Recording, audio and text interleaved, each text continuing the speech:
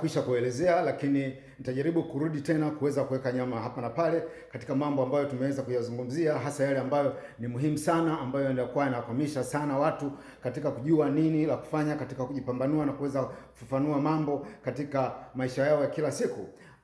Na tunadhani maisha yamekuwa tu ya mkurulo, ya kuigana, kitu ambacho si kweli, kwamba kila mmoja hapa amekuja ili aweze kushiriki katika ubunifu, katika kubuni maisha yake ili yaonyeshe namna ya utofauti, na ule utofauti uweze kuwa mchango kwa watu wengine.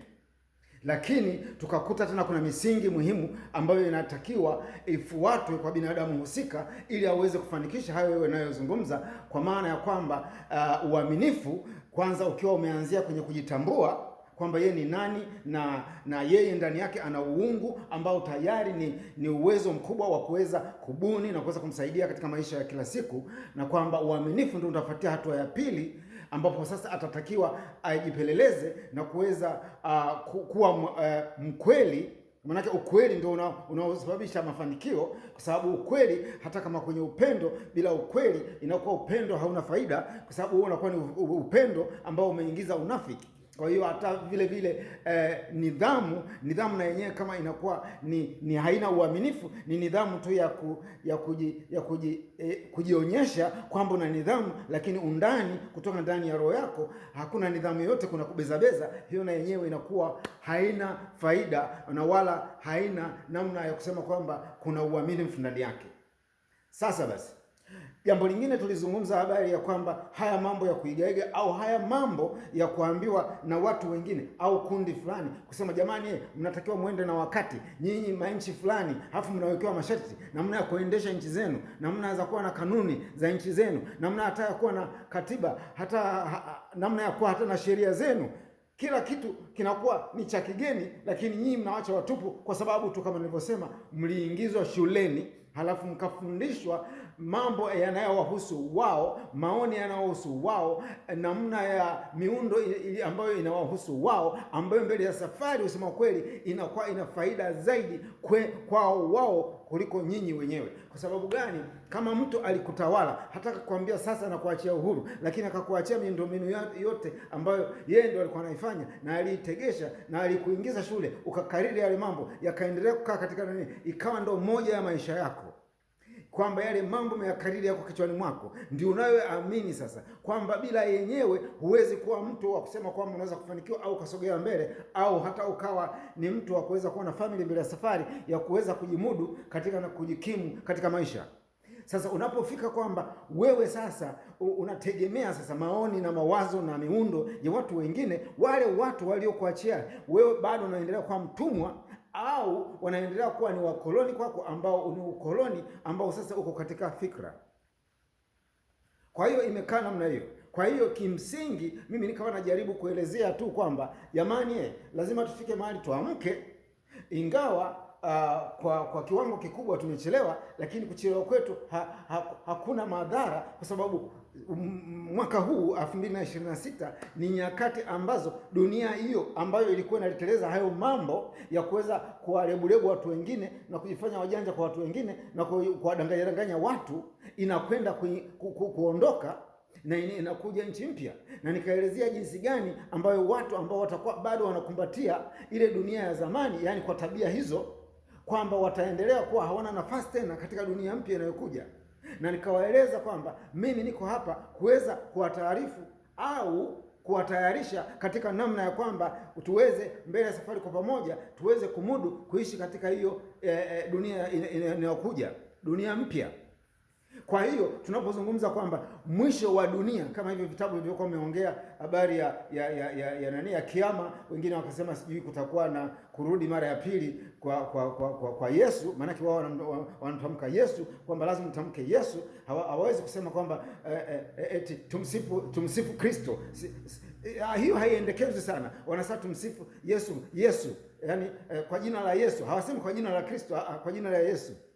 Kwa hiyo nilishaelezea hayo na yenyewe kwamba hao na wenyewe wanaomngojea ni wale ambao sasa waligeuza, kwa sababu nilishaelezea habari hiyo, waligeuza masimulizi ya mtu halisi ambaye alikuwa anahubiri haya maelezo haya actually alikuwa hahubiri, alikuwa anafundisha kama mimi ninavyofundisha hapa, kwamba lazima ujitambue, kwa sababu ufalme wa mbingu kuu au ufalme wa Mungu wa kweli uko ndani yako. Kwa sababu alikuwa na maana gani? Alitaka tujue, tujitambue jinsi miundo ya jinsi uko ndani kulivyo, na sasa hivi sayansi imeshatusaidia kuturahisishia kwamba inaweza kukuonyesha hata moyo unavyofanya kazi, ukaonyeshwa viungo vinavyofanya kazi kule ndani, mishipa yote ya fahamu jinsi inavyofanya kazi, na akili na ubongo na kila kitu, na umeme unavyopita na nini, na jinsi gani virutubisho vinavyokwenda kujichakata na kuweza kufanya kazi mle ndani, hivyo kutokana na chakula ambacho unakuwa weka kinywani. Hayo yote tukayazungumzia vile vile kuhusiana na kwamba lazima tuwe makini katika ulaji. Kama tutakula vyakula ambayo hayana faida katika mwili, ambayo hayatuletei hayatuingizii virutubisho ndani ya mwili wetu, ili vile viungo na hivyo vyote nilivyovieleza viweze kupata vile virutubisho, ili visaidie kuendelea kufanya kazi, ili uhai uendelee kuwepo. Kwa hiyo nikawa napiga vita na hawa wanaosema kwamba eti pombe au sigara bado zinaweza zikaendelea kuwa na viwanda vya kuweza kuendelea kutengeneza, eti kwa sababu tu kuna kodi ya TRA, kitu ambacho mwisho wa safari nikaelezea kabisa kwamba, ndugu zanguni, lazima tufike mahali tutafakari. Je, au tujiulize swali hili, je, mimi nikinywa pombe nitapata faida gani katika mwili? Yaani nikiingiza ile pombe huko ndani ninakwenda kupata faida gani? Au kwa namna nyingine, je, huko ndani ni virutubisho gani vitapatikana kutokana na hiyo pombe? Au ni virutubisho gani vitakayopatikana na hiyo tumbaku? Itahamasisha kitu gani huko ndani? Kitakuwa na faida kwa hivyo vilivyoko ndani? Je, itakuwa nimetimiza kanuni ya kuingiza vitu ambavyo vinatakiwa na hivyo vilivyoko ndani? Kwa hiyo hiyo ndio elimu. Hiyo ndio elimu, sio elimu ya kukaririshwa ambayo inamhusu mtu mwingine. Hii ni elimu ambayo inakuhusu wewe mwenyewe. Faida mwisho wa safari ni wewe mwenyewe. Huo mwili ni wa kwako wewe, kila mmoja anao wa kwake, lakini ndani yake kuna huo utaratibu unaoeleza kwamba ile miundombinu inafanana, lakini ina tofauti kwa sababu iko kwenye mwili mwingine, lakini mfumo ule ule. Sasa tunafika mahali kwamba tumegiribiwa akili kwamba sisi tunachoangalia ni yale tuliyokariri tu kutoka shuleni. Kwa hiyo matokeo yake hata wale waliokwisha kusoma vizuri kwa muda mrefu hawawezi kukubaliana na haya ninayozungumza. Kwa sababu gani? Tayari wao yale yaliyokuwa wameyakariri na ma-PhD yao yamewapa nafasi kubwa sana za madaraka katika manchi mbalimbali, katika sehemu mbalimbali, kwamba wamekuwa wakurugenzi, wengine wamekuwa mawaziri, wengine wamekuwa watu mbalimbali katika nafasi mbalimbali. Sawa? Kwa hiyo wanakuwa haiwezekani. Maana yake vitu vilileta mimi hapa nikafanikiwa mimi kupata hapa, nilionyesha vyeti vyangu, ikaonekana kwamba mimi nafaa kwa kazi fulani. Sasa ukianza kuelezea haya ninayoelezea, hao watakuwa kinyume chako. Watakupinga, hawatakubali, hawatafurahi. Wataona huyu hapana, huyu mtu mbaya, huyu mpinzani huyu. Hivyo kwa sababu gani? Tayari walishazoea yale ambayo yamewafikisha kwenye mafanikio, ambayo yale ndio haya mimi nayazungumza kwamba haya na yenyewe ni sio ya kwetu, yalikuwa ni ya kutaka tutawaliwe kifikra. Kwa hiyo hawa sasa wanakuwa ndio wanaokumbatia, yaani wanakuwa wanabishana na mimi, hawa wanakumbatia sasa dunia ya zamani. Hawa sasa wana kibarua cha kuweza kuishi kwenye dunia mpya, kwa sababu tayari kitu walichokuwa nakitegemea hakitakiwi tena, kinatakiwa elimu nyingine kabisa ambayo wanatakiwa wajifunze, na wao wanaona ni shida. Kumbe sio shida wala sio tatizo. Wewe elimu unayotakiwa kuanza sasa hivi ni uanze kujitambua kwamba wewe una uungu ndani yako. Achana na hayo mafundisho ya makanisa huko, ya misikitini huko. Achana na vitabu hivi vya dini ambazo ni dini za watu vile vile. Ni sawasawa na hiyo sheria, mifumo ya katiba, miundo hiyo ya katiba, namna ya utengenezaji wa katiba. Ilikuwa sio ya Mkwawa, hakuwa ni Mkwawa. Huyo hakuwa ni Fundikira, chifu Fundikira, sijui nani wale machifu wa zamani. Hakuwa Mirambo, chifu Mirambo, hakuwa Mtemi Mirambo aliyetengeneza mfumo wa katiba.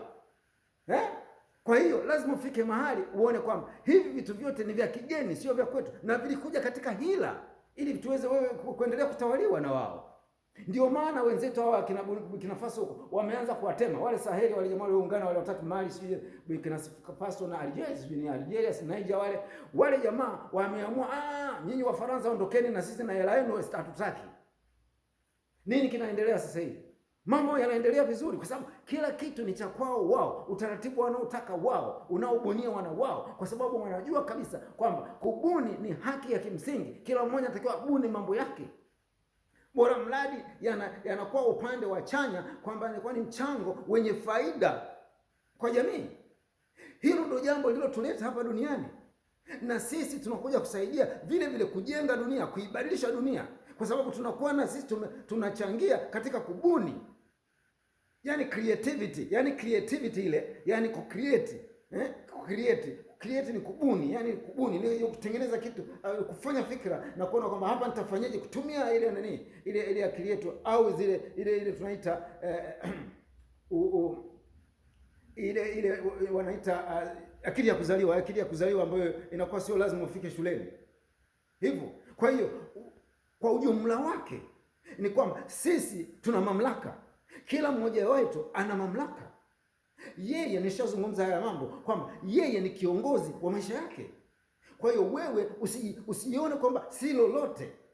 Ni makosa makubwa kujiita wewe si lolote, na ndio maana watu wanatafuta vitu vya ziada. Eti wewe kwa sababu sio lolote unaona kwamba nikatafute suti ya gharama sana ili watu wakiniona walione mimi ni lolote. Kumbe swala sio kwenye mavazi, swala sio kwenye pesa, wala sio katika mtindo wa maisha. Swala ni kwamba wewe mwenyewe hata ukavua nguo zote bado thamani yake imewekea pale pale, kwa sababu wewe ni binadamu ambaye una utashi, ambaye una tunda la uzima ndani yako, ambayo ndio hiyo nafsi, ambayo wewe ndio hiyo nafsi. Hii huku nje ni garasha tu, lakini mwenyewe yuko ndani, na nilishaelezea mambo. Kwa hiyo ndugu zangu, ifike mahali kwamba katika namna yoyote ile tusikubali haya maneno ya kusema twende na wakati. Unatakiwa twende na wakati. Nimeshawaeleza kwamba twende na wakati namna gani. Wewe unatuambia kwamba twende na wakati sasa hivi kuna watu walikuwa wameshasimama, kwa sababu imeonekana ile miti haifanyi, inaonekana kama wameharibu miti mingi sana. Yaani kulikuwa na nishati hii, umeme huu, sawa. Wenzetu huko nchi za huko za Ulaya huko wapi na Marekani huko, hasa Marekani, wakashindwa ile sola enzi za kina nani, nafikiri ilikuwa ni nyakati za Schwarzenegger akiwa governor. Nafikiri alikuwa nani Barack Obama wakati ule, walikuja na hii wanasema nini green sijui nini nguvu zisizo na nini sijui hivyo, wakaweka masola kila mahali, ile umeme wa jua ikapiga chini, wakaangukia pua. Baadaye wakageuzia, wakabandika hapo, wakasema bwana, tunatakiwa sasa tutumie njia nyingine. Wakaanza sasa kukata miti na kwenda kuisaga ile, alafu lile pumba lile la miti ile, kama mnaona watu wa chips wanaopika haya manini yana malandio sijui manini yale, lakini yenyewe inakuwa kama chip hivi, yani mepesi zaidi, alafu inaingizwa kwenye kiwanda, eti yakichoma moto yale katika mfumo fulani, katika hivi viwanda vyao yazalishe umeme. Sasa wakajikuta mapori yanazidi kuondoka. Sasa ndio unatakiwa kunaambia kwamba wewe unakwenda na wakati unaendelea kukata miti, alafu unasema kwenda na wakati. Halafu wakajitokeza wengine wakasema, jamani, si unataka mafuta ya ndege yatokane na miwa. Wakaenda huko South America kwenye mapori jamani kule, wakaanza kuyavuruga, kwa sababu huwezi kupanda ndani ya katikati ya miti. Wakaanza kuikata ile miti na kuiburudozi kabisa, kuisafisha ili wapande miwa. Sasa unapanda miwa, halafu baadaye ile miti huwezi kuirudishia, na kwa vyovyote vile, kwa sababu wewe sasa unahemuka na mapesa umeyashaingiza chungu mzima, unataka miwa sasa ije itengeneze sasa nani mafuta ya kutumia kwenye ndege. Kwa hiyo mnaweza mkaona nyinyi wenyewe wapi mimi nasimamia kwamba kwenda na wakati. Kama kwenda kwa wakati kunakuwa hakuna faida ndani yake, hiyo ni hasara.